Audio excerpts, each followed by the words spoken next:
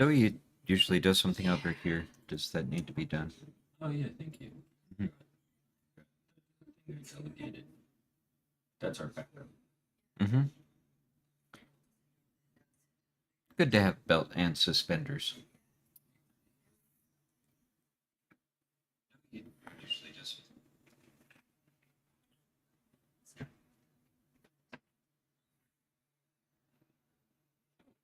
it doesn't have a battery.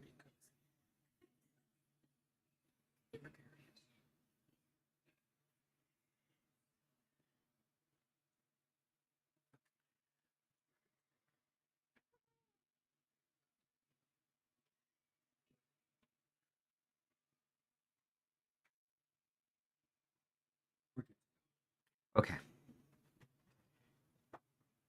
I'm very curious to see how this goes. Um, we are certainly light on illustrations. I don't believe we need them. There are a number of slides in here where clearly there's a place where I could put a picture, but did not put a picture because of time. Again, I don't think we need the pictures in this particular one. What makes it interesting to me is I had actually planned to do the rest of chapter 5 this week, and it's just wrong. And so we're going to have it to be continued, and we're going to pick it up next week again, and then we'll be off for prayer week. So we will get through chapter 5 next week. Um, and I guess there are two things I want to say about this. Number one, when you go to preaching school, which I got to see a snapshot of this in our work with Kent. Um, one of the big sort of mantras is you do all of your exegesis, you pick all of the pieces, parts out, um, language, history, culture. What is the text actually saying? And that's one part of the work. And then there's the okay, now how do we apply it in our lives? And if you only do the former, you've done it wrong. You've got to have the here's the application to our lives today. um and that's generally true. We've seen what happens when people are all about the doctrine and don't connect it to actually today. This is not one of those passages. And I am very intentionally not attaching it to us because it's not about us. And I want for Jesus's words to stand on their own. The the second comment that I will make about this passage is there's a pacing to it. And this is why this one is particularly interesting to me because 78 slides we could be done in 15 minutes. I don't know. We'll see how this goes.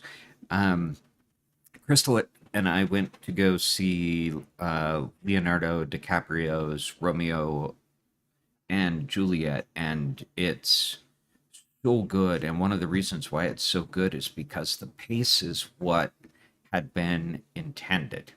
And so it's just nonstop, fast, front to back. It is one very quick, passionate story. We're talking about something that Jesus said over the course of a few minutes.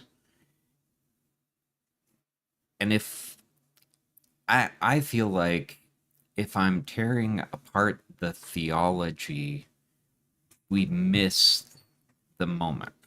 And so next week we'll have opportunity to sort of dig in here and there. But this is intense, and I want it to be as it was. So, uh, baby girl, you're back. I don't have to have substitute baby girl.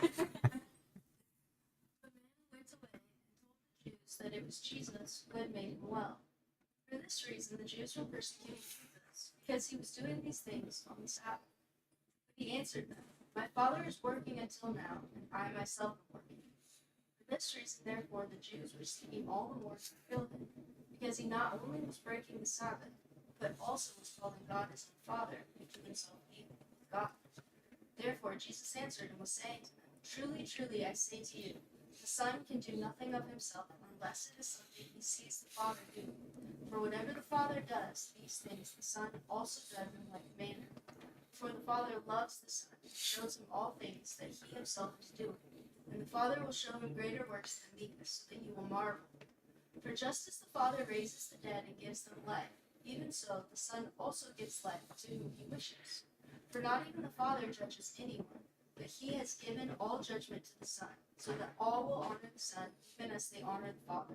He who does not honor the Son does not honor the Father who sent him. Truly, truly, I say to you, he who hears my word and believes him who sent me has eternal life. It does not come into judgment, but is passed out of death into life. Truly, truly, I say to you, an hour is coming, and now is, when the dead will hear the voice of the Son of God, and those who hear will live. For just as the Father has life in himself, even so he gave to the Son also to have life in himself. For just as the Father has life in himself, even so he gave to the Son also to have life in himself. And he gave him authority to execute judgment, because he is the Son of Man. Do not marvel at this, for an hour is coming in which all who are in the tombs will hear his voice and will come forth. Those who did the good deeds to a resurrection of life, those who committed the evil deeds to a resurrection of judgment. I can do nothing on my own initiative. As I hear, I judge, and my judgment is just, because I do not seek my own will, but the will of him who sent me. A little bit of review about what is in the forefront of this particular passage. We're talking about Shabbat, and we find out, yes, back in Exodus, that we are to remember to observe the Sabbath day by keeping it holy. And so on that day, no one in your household may do any work, and this includes you, your sons, daughters, male and female servants, your livestock, foreigners living among you. For in 6 days the Lord made the heavens, earth, sea, everything in them, but on the seventh day he rested. That is why the Lord blessed the Sabbath and set it apart as holy. And so the folks that Jesus is talking to, probably just perfectly good intention. They don't want to work on Sabbath, and so they just really need to understand what this work thing is all about. And so we learned that work was, all of the different things that went into contributing to the temple. But then there was this special category of work, which was carrying, and that's the one that is the important issue for this particular passage. And it was based on, on the seventh day, you're not supposed to go out and gather manna. Instead, you're supposed to stay in your place. Okay, so we can't go out from wherever our place is and pick up something and bring it back. And so we get this definition of carrying.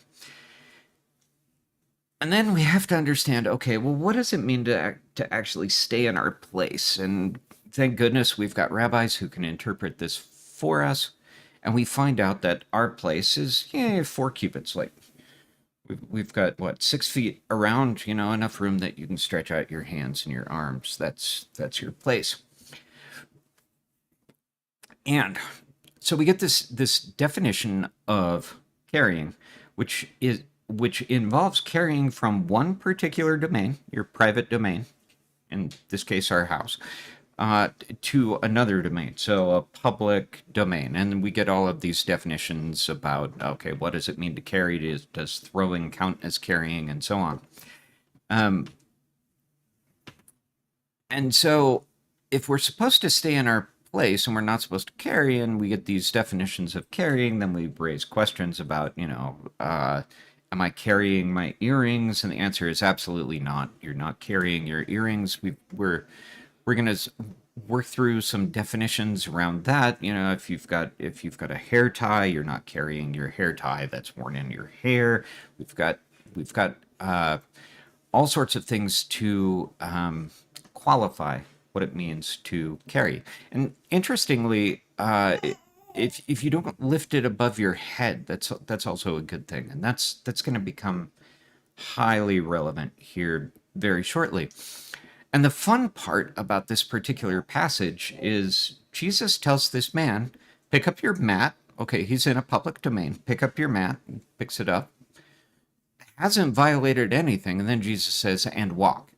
And this is where he goes more than 4 cubits, and all of a sudden he has worked on Shabbat. Oh my goodness, this is terrible. And so the man went and told the Jewish leaders that it was Jesus who'd healed him. So the Jewish leaders began harassing Jesus for breaking the Sabbath rules. God's rules? No, not at all. God didn't institute it as a rule. He said, set aside this Sabbath day because I want you to know me. I want you to focus on me. We need to be in relationship with one another. And then the Jewish leaders began harassing Jesus for breaking the Sabbath rules because they just composed all manner of smart thought around what it meant to do work. And so Jesus's defense to the whole thing was, but he answered them, my Father is working until now, and I myself am working. And that did not go over well at all.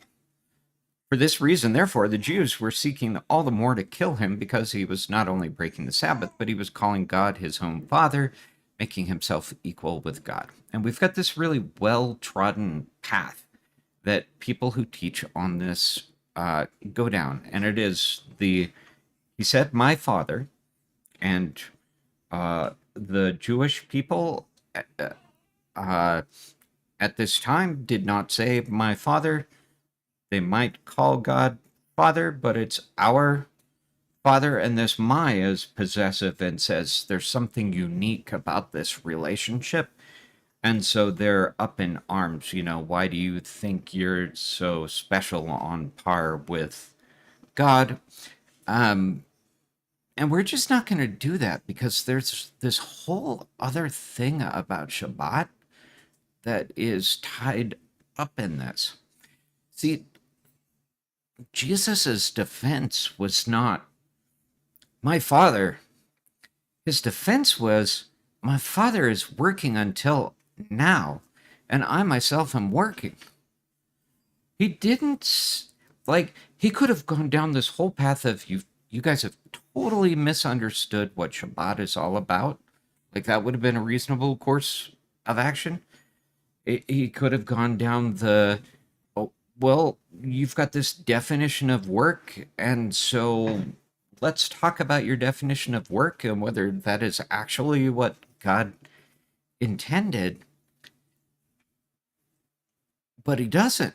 He says, my Father's working, and I'm working. He's like, totally spot on. I am working on Shabbat. I'm doing it because my dad is.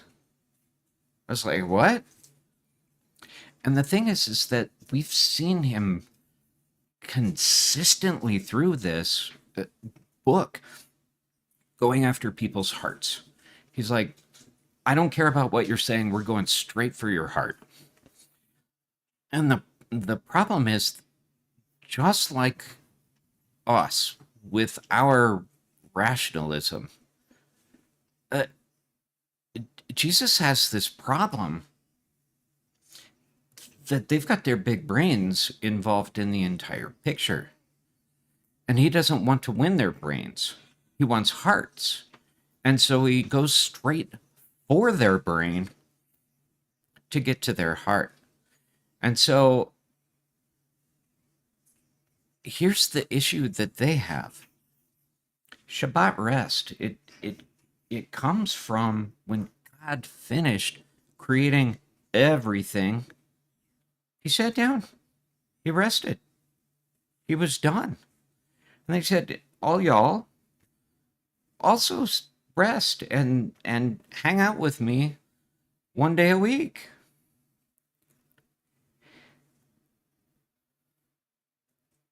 But in our big brain thinking, we're sort of, does God observe Shabbat? He's got to, right? Because it says he observes, he rested. But then you've got these big brain questions like who makes it rain on Shabbat? And these are legit rabbi level questions from this era. Who creates life on Shabbat? I mean, the births happen, right? Who takes lives on Shabbat? So God's working on Shabbat, but he doesn't observe? So we need to really understand what work means. What sort of work might God be doing? Like, temple construction is done. He's not baking. He's not sewing. He's not finishing tasks. Like, his work was finished on the sixth day. Doesn't riot, so he's not carrying. Carrying from one domain to another is something that God might be doing.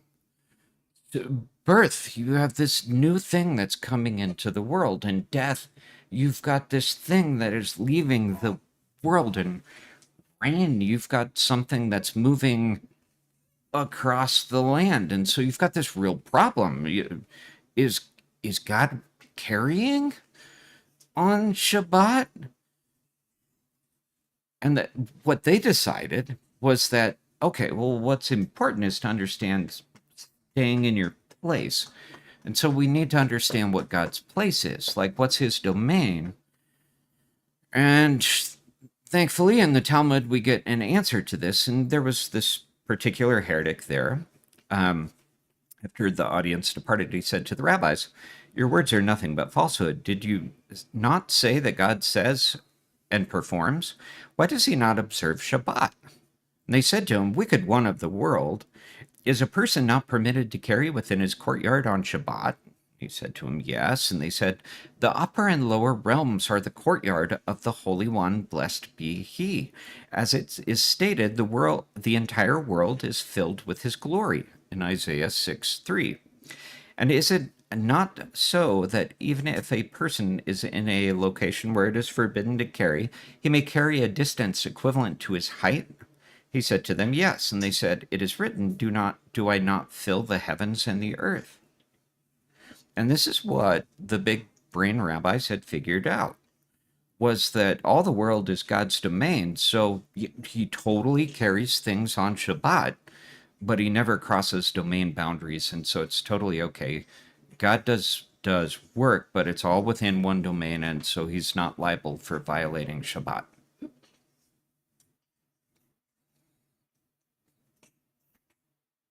This is what Jesus is after. And he said, "My Father is working until now, and I myself am working."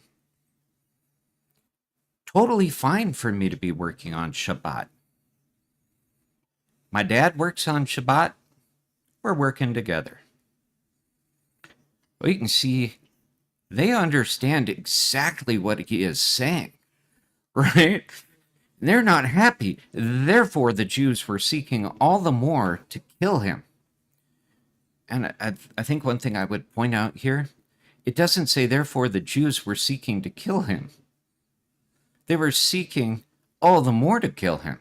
They were seeking to kill him before any of this came up, but now they're really, really angry. And he's just warming up. So, he's going to tell him how he works. Therefore, Jesus answered and said to them, "Truly, truly, I say to you, the Son can do nothing of himself unless it's something that he sees the Father doing. And whatever the Father does, these things the Son also does in like manner. So, whatever the Son sees the Father doing, he does those too. The Father loves the Son and shows him all things that he himself is doing." Wait a minute.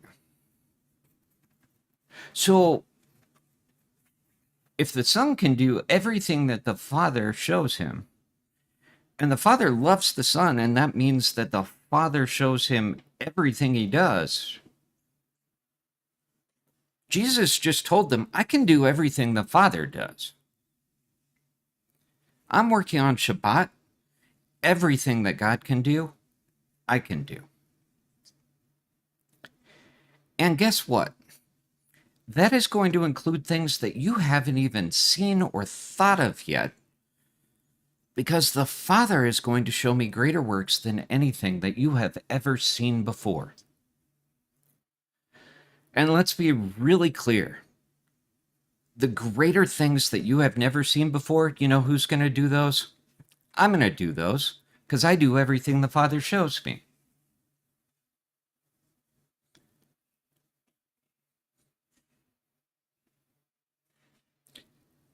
You will marvel at what you are going to see. You're worried about me working on Shabbat? You have seen absolutely nothing yet. It is going to blow your mind what I do. You see, we started out in this place where people could not even look at the glory of God without dying. God, the Father, wanted to be known. And so he sent me into this world, the radiance of his glory, the exact representation of his nature, so that you would know me. When we introduced the book of John, we said that Jesus is going to come back to this message 3 times. Guess what? We came to the first one. And guess what else? You are going to absolutely marvel at what God does in this earth. Try this one on for what you can marvel at. Do you know why we know the Father? We know the Father because the Son was in this world, acting as his radiant essence, doing the things that the Father showed him because he loves the Father. Why did the Father show him those things? Because he loves the Son. God loved Jesus. Jesus came into this world. Jesus did the things that God showed him out of love. Now we know God.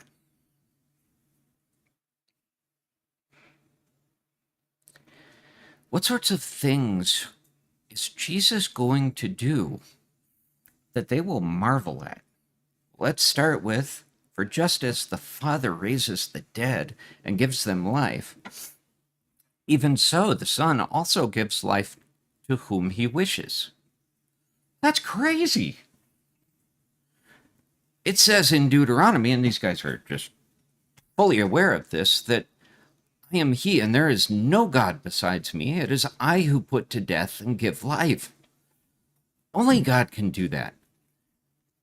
But Jesus comes along and says, I give life to who I want.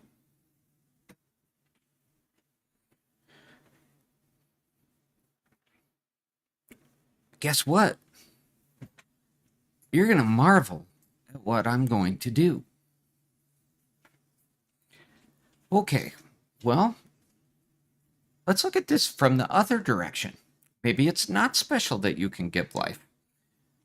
Elijah gave life to somebody, right? But the thing is that Jesus said, the Son gives life to whom he wishes. Not to whom God tells him, to whom he wishes. So when he says, you will marvel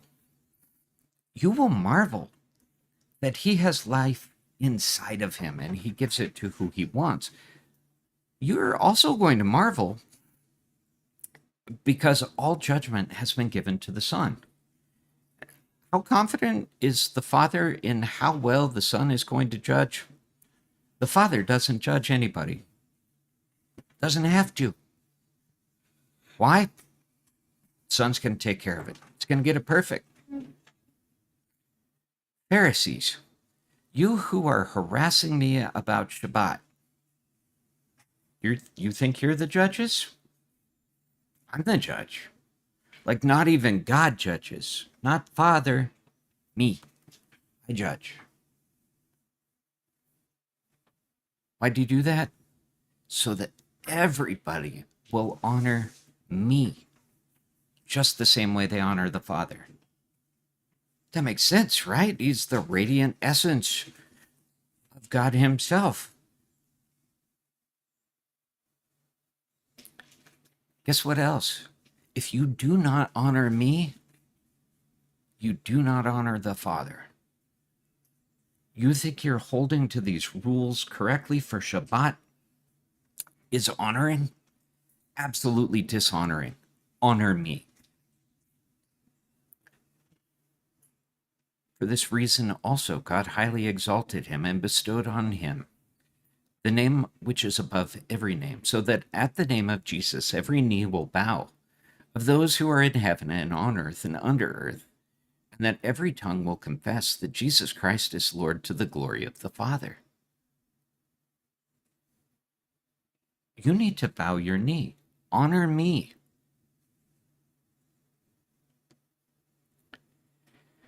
Okay, you remember, I was telling you that I give life to whomever I wish. Let me tell you who that is. He who hears my word and believes the Father who sent me has eternal life and has passed out of death into life. That's how I do it. And that's who I do it for. God has given me all judgment. Who am I going to judge? Not the people who believe me and believe the Father. You see, I give life to whoever I want. Who am I going to give life to? Those who hear. Those who hear will live. Like this is not about, he said my Father, and I'm upset now. This is about, I give life. I judge. I give life to who I want. Who do I want? Those who hear. That's who gets life. For just as the Father has life in himself, even so he gave to the Son also to have life in himself. God has given you life. God can take away your life. I have life inside of me. I give it to who I want.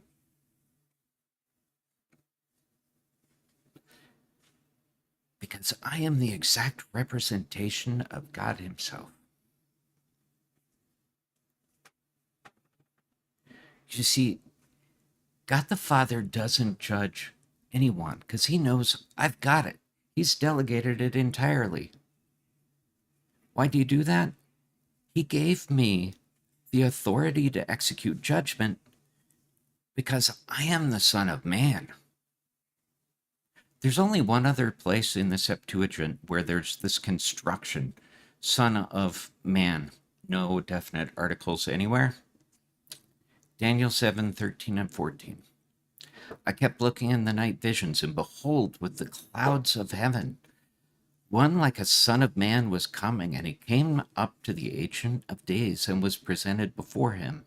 And to him was given dominion, glory, and a kingdom, that all the peoples, nations, and men of every language might serve him. His dominion is an everlasting dominion, which will not pass away, and his kingdom is one which will not be destroyed. You Pharisees,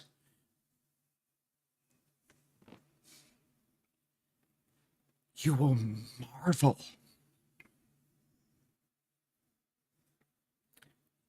But don't marvel at this. I love that he does that. You will marvel. But don't marvel at this. This is just facts. You will marvel, not me. An hour is coming in which all who are in the tombs will hear his voice and will come forth, those who did the good deeds to a resurrection of life, and those who committed the evil deeds to a resurrection of judgment. Whose voice are they going to hear? They are going to hear the Son of Man's voice, and they will come out of their tombs. Guess what? I am the Son of Man. I give life to who I want, and that is going to be those who did good deeds because they knew me. I will give them resurrection of life. I give life to who I wish, those who hear my word and believe God the Father who sent me.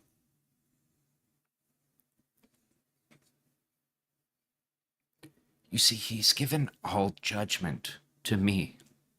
You know who I'm going to judge? Those who committed the evil deeds to a resurrection of judgment. You, Pharisees, who do not believe me.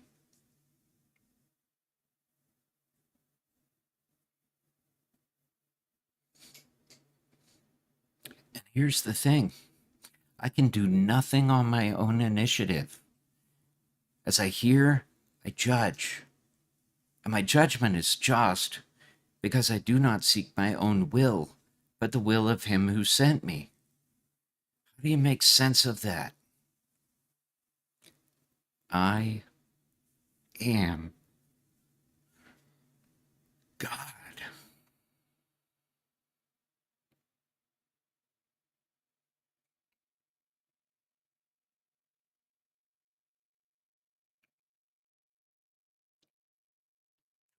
Radiance of the Father's glory, the exact representation of his nature.